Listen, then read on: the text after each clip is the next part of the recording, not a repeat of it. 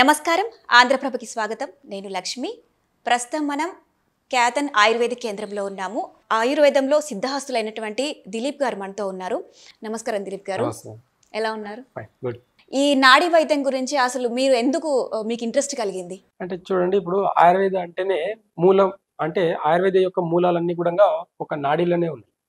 వాత పిత్త కఫ అంటే సర్వ రోగాన్ని కూడా ఈ మూడిట్లో ఇమిడీకృతమై ఉంది అనమాట. కాబట్టి పాత పద్ధతిలో జస్ట్ మనం ఒక 100 years బ్యాక్ చూస్తే కూడా ఎలాంటి మోడర్న్ సిస్టమ్ పెద్దగా లేదు. అలాంటప్పుడు 200 years బ్యాక్ అసలు సిస్టమే లేదు, మోడర్న్ సిస్టమే లేదు, అంటే ఈ అలోపతి అనే సిస్టమే లేదు. మరి అప్పుడు రోగాల్ని ఎలా గుర్తించేది? ఒక నాడీ వైద్యం ద్వారానే గుర్తించి మూలం ఎక్కడుందో కనుక్కొని ఆ మూలానికి మాత్రమే ట్రీట్మెంట్ చేసేది. ఇప్పుడున్న డిసీజెస్ అన్నిటికీ ఇప్పుడున్న మోడర్న్ సిస్టమ్ అంతా కూడా సిమ్టమ్ బేస్ చేసుకొని ట్రీట్మెంట్ చేస్తాయి.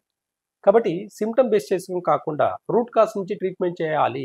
ఈ రూట్ కాజ్ నుంచి ఎప్పుడైతే మనము ట్రీట్మెంట్ చేస్తామో దీర్ఘకాలిక వ్యాధులన్నీ కూడా కంప్లీట్గా తగ్గించుకోవచ్చు అని చెప్పేసి నాడీ వైద్యం చెప్తుంది.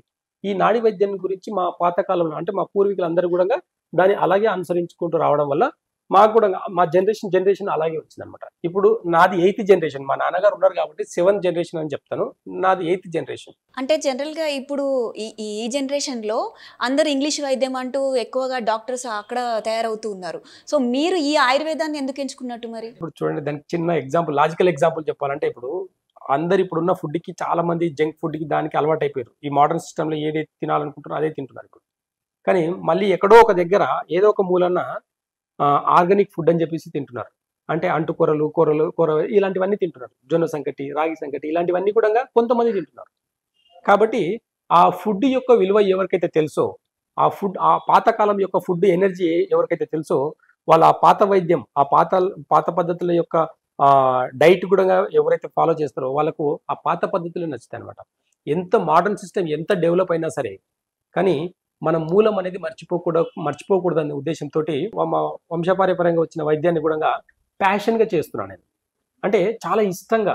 ఇది ఎంత అంటే మెరాకిల్ నాకు కూడా చాలా మంచిగా అనిపిస్తుంది. నాడి చూసేసి వాళ్ళ గుణం, అంటే వాళ్ళ ఎమోషన్స్ ఎలా ఉన్నాయనేది కూడా మనకు తెలుస్తుంది అనమాట. వాళ్ళ ఎమోషన్, వాళ్ళ బాధతో ఇరిటేషన్గా ఉన్నారా, బాధతో ఉన్నారా, లేదంటే సాడ్గా ఉన్నారా, లేకపోతే హ్యాపీగా ఉన్నారా, లేదంటే ఏదైనా భయంతో ఉన్నారా, ఇవన్నీ కూడా ఇంటర్నల్ ఆర్గన్స్కి అటాచ్ అయ్యి ఎమోషన్స్, డిసీజెస్ ఉంటాయి. కాబట్టి నాడిలో ప్రతి మూలం నుంచి కూడా ప్రతి రోగాన్ని కూడా తెలుసుకోవచ్చు. అలాంటి నాడి వైద్యాన్ని ఇప్పుడు నేను చేస్తున్నందుకు చాలా హ్యాపీగా ఫీల్ అవుతాను. అంటే నాడి పట్టుకొనే మీరు ఏ డిసీజ్ ఏముందో చెప్పేస్తారు. అంటే అదే పద్ధతులు ఇప్పటి వరకు ప్రాక్టీస్ చేయడం జరుగుతుంది. ఇది మా నాన్నగారు చేస్తున్నారు అనమాట. మా నాన్నగారు నాకు వచ్చింది. ఇప్పుడు నేను మా భావితరాలకి ఇవ్వాలి కాబట్టి పాపకు కూడా కొన్ని విద్యలు నేర్పించారు. అంటే పాపకు కూడా ఇంట్రెస్ట్ ఉంటేనే ఎవరైనా. ఇప్పుడు అందరికీ రాదు ఇది. మేము 4 బ్రదర్స్ మేము. కానీ నాకు మాత్రమే దీంట్లో చాలా గ్రిప్ ఉందన్నమాట. ఎందుకంటే నేను డైలీ ఇదే చేస్తున్నాను కాబట్టి దాని మీదనే ఫోకస్ ఎక్కువ ఉండడం వల్ల కూడా ఇది చాలా డీప్గా పల్స్ అనేది చాలా డీప్గా చూసేసి వైద్యం చేయడం జరుగుతుంది. ఓకే, మీరు నాడి పట్టుకొని ఏదైనా ఒక పెద్ద డిసీజ్ ఇప్పటికి క్లియర్ చేసినది ఏదైనా ఉందా? చాలా ఉన్నాయి. సోరియాసిస్, క్యాన్సర్, ఇలా చెప్పుకుంటూ పోతే డయాబెటిక్కి అసలు మెడిసిన్స్ అవసరం లేదు. థైరాయిడ్, బీపీ, డయాబెటిస్, షుగర్కి ఈ మూడింటికి మెడిసిన్స్ అవసరమే లేదు. ఇప్పుడు నాకు షుగర్ ఉంది, మా నాన్నకు షుగర్ ఉంది, కానీ ఎప్పుడు కూడా ట్యాబ్లెట్లు వేసుకున్న దాఖలే లేవు. అంటే డైట్ ఏ టైంకి తినాలి, ఎలా తినాలి, ఏం తినాలి, ఫుడ్ తోటే కంట్రోల్, టైమింగ్ తోటి కంట్రోల్ చేయడమే కాకుండా ఏ టేస్ట్ తినాలి. వైద్యంలో ఎలా ఉంటుందంటే ఆయుర్వేద వైద్యంలో టేస్ట్ ఇంపార్టెంట్. ఇక్కడ చాలా మంది ఏమంటారు, ఆయుర్వేద వైద్యం వాడితే వంకాయ తినకూడదు, పుండికూర తినకూడదు అని చెప్తారు, చింతపండు కూడా తినొద్దు అంటారు, పులుపు తినకూడదు అని చెప్తారు. అంటే ఇవన్నీ కూడా బాడీలో ఇంటర్నల్ ఆర్గాన్స్ ని డ్యామేజ్ చేయడం జరుగుతుంది. ఎక్కువ పులుపు తింటే లివర్ పాడవుతుంది, ఎక్కువ మసాలా తింటే లంగ్స్ పాడవుతాయి. చాలా వరకు ఈ 2 టేస్టులు తినడం వల్ల ఏమవుతుంది అంటే ఇంటర్నల్ ఆర్గన్స్ పాడవడం వల్ల దాని నుంచి వచ్చే క్రానిక్ డిసీజెస్ అనేవి ఎప్పటికీ తగ్గవు. కాబట్టి ఆయుర్వేద వైద్యం చేసేటప్పుడు ఖచ్చితంగా డైట్ చెప్తాం. ఈ డైట్లో ఏముంటుంది అంటే మూలంగా ఫస్ట్ టేస్ట్ని మనం చంపేస్తాం అనమాట. టేస్ట్ తినకూడదు, పులుపు తినకూడదు. పులుపులో హైయెస్ట్ పులుపు ఏది, చింతపండు. మసాలా తినకూడదు. ఇప్పుడు వంకాయ అంటే అందరు అంటారు వంకాయ తినకూడదు ఆయుర్వేద వైద్యంలో అంటారు. వంకాయ అంటే నార్మల్గా తెలిసింది. ఇప్పుడు మనం ఒక ఫంక్షన్కి వెళ్తే అక్కడ వంకాయ ఉంటుంది. ఏ వంకాయ ఉంటుంది చూస్తే గుత్తి వంకాయ. గుత్తి వంకాయలో ఉండేది ఏంటి, మసాలా. మనం మసాలా తినకూడదు అని చెప్తాం, వంకాయ తినకూడదు. అంటే వంకాయ తినకూడదు అంటే ఓకే వంకాయ తినమన్నారండి, ఇంకా మసాలా నింపుకొని తింటాం. కాబట్టి మసాలాలు తినకూడదని చెప్తాం అనమాట. ఇట్లా కొన్ని పద్ధతులు ఉంటాయి. ఈ పద్ధతులు పాటించుకుంటూ పోతే దీర్ఘకాల వ్యాధులన్నీ కూడా తగ్గించుకోవచ్చు. నాడి వైద్యంలో అదొక ప్రత్యేకత ఉందన్నమాట. కాబట్టి నాడి చూసేసి ఏం తినాలి, ఏం తినకూడదు, ఏ టైంలో తినాలి, ఏ టైంలో తినకూడదు, ఇది చాలా ఇంపార్టెంట్ అనమాట. ఇవి ఎవరు చెప్పకుండా రూట్ కాజ్ నుంచి తగ్గించుకోవాలనుకుంటే ఇవి మాత్రమే మూలం అనమాట. ఆయుర్వేద మూలం అంటేనే ఇది అనమాట. కాబట్టి ఈ మూలాలు మర్చిపోకూడదనే ఉద్దేశంతో మా జనరేషన్స్ నుంచి మా నాన్నగారికి ఎప్పుడు ఒక ఫీలింగ్ ఉండేది అనమాట. ఇది నాతో ఆగిపోతుందేమో, ఇది ఈ వైద్యం నాతో ఆగిపోతుంది అన్న ఒక ఫీలింగ్ ఉండేది.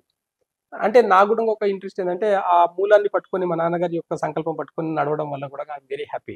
అంటే మీరు కూడా ఇంట్రెస్టెడ్ లేకపోతే చేయలేము. ఇది మీరు ఎన్ని ఇయర్స్ కృషి చేశారు ఈ స్థాయికి రావడానికి? 15 years. ఓకే. అట్లా ఆ ప్రాక్టీస్ చేయడం వల్ల అది లోపల నుంచి ఇంకా రావడం వల్ల చేస్తుంటే చాలా గ్రిప్ వస్తుందండి. మనం కూడా ఒకసారి ఇంటెన్షన్ చాలా ఫోకస్ గా చూస్తే ఇప్పుడు థర్డ్ ఐ రోహిత ఉంది, కళ్ళు మూసుకుని అన్ని చెప్పగలుగుతుంది. ఏంటి థర్డ్ ఐ నుంచి చూస్తాం. థర్డ్ ఐ నుంచి ఒక పేషెంట్ మన ముంగట వచ్చి కూర్చుంటే ఏ బాధతో వచ్చి కూర్చుంటే అనేది కూడా తెలుస్తుంది అనమాట. కాబట్టి ఎనర్జీ బేస్ చేసుకొని చూస్తాం అనమాట. కాబట్టి ఇప్పుడున్న జనరేషన్లో ఇవన్నీ నమ్మాలంటే చాలా కష్టంగా ఉంటుంది, కానీ ఇదే మూలం అనమాట, ఇదే నిజం అనమాట. కాబట్టి ఆ మూలాన్ని పట్టుకొని మాత్రమే వైద్యం చేయడం జరుగుతుంది అనమాట. మీ దగ్గరికి ఎక్కడెక్కడ నుంచి పేషెంట్స్ వస్తూ ఉంటారు? చాలా మంది ఇవాళ చూడండి, బెంగళూరు నుంచి వచ్చారు, ఒకరు వైజాగ్ నుంచి, రాజమండ్రి నుంచి, విశాఖపట్నం నుంచి, అట్లా అంటే ఎలాంటి డిసీజ్ ఉన్న వాళ్ళు వస్తారు? క్రానిక్ డిసీజ్ అండి, కోల్డ్ కాఫ్ అలాంటి చిన్న డిసీజ్కి రారండి. Chronic diseases, sugar patients, tongue cancer, morning ఒక టంగ్ క్యాన్సర్ పేషెంట్, అట్లా చాలా డిఫరెంట్ క్రానిక్ పేషెంట్స్ మాత్రమే ఎక్కువ వస్తారు. ఇప్పుడు మీరు ఇచ్చే మందులు కూడా ఆయుర్వేద మందులు మనమే ప్రిపేర్ చేసి ఇస్తాం కాబట్టి మనకు తెలుస్తుంది ఏ డోస్లో ఇవ్వాలి, ఎంత ఇవ్వాలి, ఎవరికి ఏ గుణానికి ఏ మెడిసిన్స్ ఇవ్వాలని కూడా మనకు క్లారిటీ ఉంటుంది. కాబట్టి మన జనరేషన్స్ అంతా కూడా అలాగే వచ్చింది కాబట్టి అదే రూట్ కాస్ని పట్టుకొని చేయడం జరుగుతుంది.